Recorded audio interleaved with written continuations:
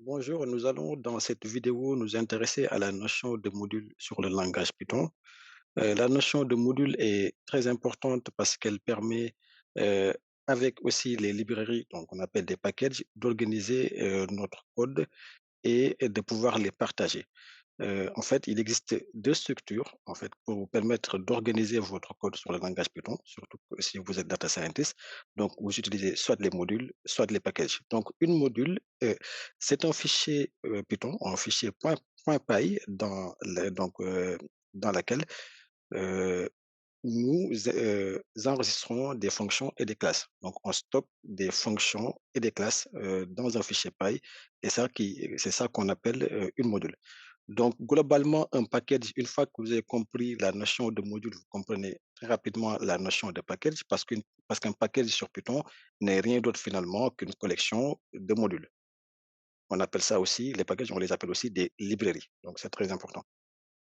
Euh, donc, en fait, l'utilité d'une module sur le langage Python, c'est juste, ça nous permet donc de pouvoir réutiliser des fonctions que nous avons définies antérieurement, ou ça nous permet aussi, de partager des fonctions ou de partager une collection de fonctions avec des collègues, par exemple. Donc nous allons, à partir d'exemples très simples, voir comment, créer une module sur Python. Donc pour les besoins de notre exemple, j'ai créé 3 fonctions, donc une fonction somme, une fonction qui fait la différence et une fonction qui fait le produit. Donc, si vous avez vu les précédentes vidéos, vous comprenez globalement chaque fonction, quelle est son utilité, chaque ligne de code, vous comprenez très clairement. Maintenant, ce que j'ai fait pour définir une module, c'est que j'enregistre ces fonctions-là, donc cette collection de fonctions, et j'enregistre ce fichier au format py, donc Python.py, voilà. Donc, une fois que le fichier est enregistré, je peux revenir ici. Donc, ici, il est bien enregistré là, calcul.py. Donc, que je peux renommer d'ailleurs, je peux l'appeler mon module, par exemple. Voilà.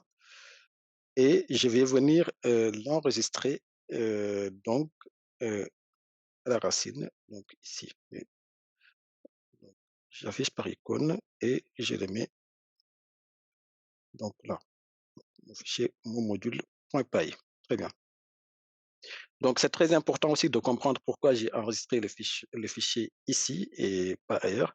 On aurait pu aussi l'installer ailleurs, mais on ne peut pas le mettre n'importe où. C'est-à-dire, il y a des répertoires qui sont habilités à recevoir les modules. Comment j'ai fait pour connaître ces répertoires-là? C'est très simple. Je fais import 6 et je fais 6.pass qui me donne en fait les différents répertoires vers lesquels Python va aller chercher les modules qui sont enregistrés. Donc, je l'ai mis ici là, donc à la racine, donc ça marche très bien. Donc il faut toujours, regarder, où Python va chercher les modules et enregistrer notre fichier, au bon endroit en fait. C'est très bien. Donc une fois que ça c'est fait, donc ce que je peux faire, donc c'est très bien. Donc mettons par exemple que je veux importer, un, des éléments qui se trouvent dans notre fonction. C'est très simple.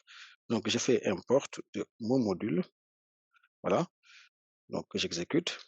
Ensuite, je fais mon module, point. Et donc si je fais tab, il m'affiche les différentes fonctions que nous avons pu définir dans les modules. Donc si vous vous rappelez bien, on avait une fonction, produit, une fonction somme et une fonction différence. Voilà, donc si je fais par exemple, mettons que je fasse la somme, une fonction somme, je peux faire, 10, 2, 3. Vous voyez, ça marche très bien, il me fait la somme de tous ces éléments. Donc, vous voyez, ça simplifie vraiment beaucoup de choses. Donc, mettons par exemple que vous avez créé une collection de fonctions et que vous voulez envoyer à un collègue. Donc, vous pouvez toujours le définir au format d'une module. Donc, vous les définissez dans un même fichier, que vous utilisez Notebook Jupyter ou que vous utilisez Visual Code. Vous pouvez toujours enregistrer votre fichier au format .py et l'envoyer à votre collègue qui peut s'en servir comme d'une module. Donc, ça lui permet déjà d'utiliser directement les fonctions que vous avez définies, d'afficher les résultats sans pour autant importer en fait vos propres lignes de commande. Très bien. Donc je peux aussi donc quelque chose que je peux vous montrer aussi, c'est que je peux faire un alias. Ce qu'on appelle les alias, c'est une manière de renommer notre module Python. Par exemple, si je fais import mon module, je peux faire as et je peux l'appeler. mon module, MM par exemple. Ça marche très bien. Donc et ça me permet au lieu de l'écrire à chaque fois mon module, je peux toujours mettre MM point et je peux aller chercher là aussi, les différents éléments. Donc je peux chercher le produit, par exemple, si je prends le produit de 10 et de 20 et de 24 par exemple, là il me fait 240, ça marche très bien. Donc, globalement, c'est comme ça qu'on définit, les modules sur le langage Python. C'est une notion qui est très importante parce que, ça va permettre de faciliter, votre code. Donc si vous travaillez par exemple sur Visual Code, très certainement dans la prochaine vidéo, nous allons essayer de voir le format, sur quel angle ça se présente. Mais, là, vous verrez par exemple que c'est très, très utile. Certainement sur Visual Code, on pourrait se poser la question: «Est-ce que c'est très utile?» parce que Visual Code aussi, sur Notebook Jupyter, je veux dire, on peut, importer toujours la fonction, mettre des commentaires et cetera.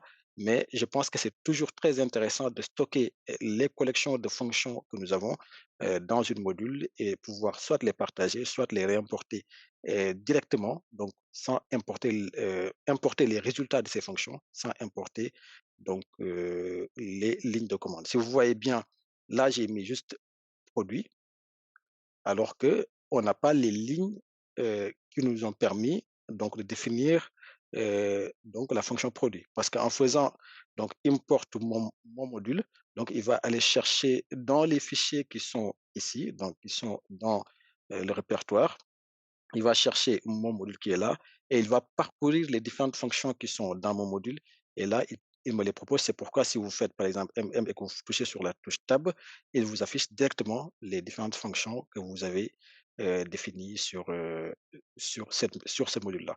Donc, c'est ça que je voulais vous montrer. Une fois que vous avez compris ça, on comprend très rapidement la notion de package, comment on le définit.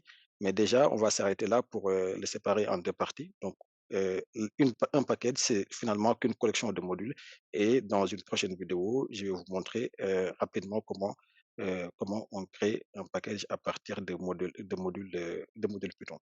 Donc c'était tout pour cette vidéo. Donc, on se voit, je vais faire une prochaine vidéo sur, les packages et très rapidement, on va enchaîner sur les packages qui sont très importants sur Python, que ce soit Panda, NumPy, scikit-learn qui sont les packages qui sont les plus utilisés pour les data scientists. C'était tout pour cette vidéo. À la prochaine.